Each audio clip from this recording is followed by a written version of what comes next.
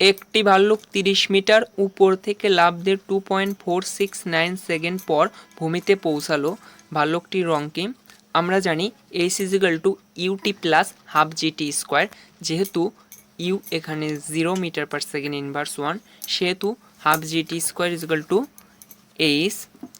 অতএব G equal to 2h divide by T square. এখানে H হচ্ছে 30, অতএব 2 ইন্টু 30 ডিভাইড বাই সময় 2.469, অতএব 2.469 হোল স্কোয়ার। তাহলে আমরা এই 2 into 30 divide by 2.469 whole square calculation করলে পাবো 9.84 মিটার পার সেকেন্ড ইনভার্স 2।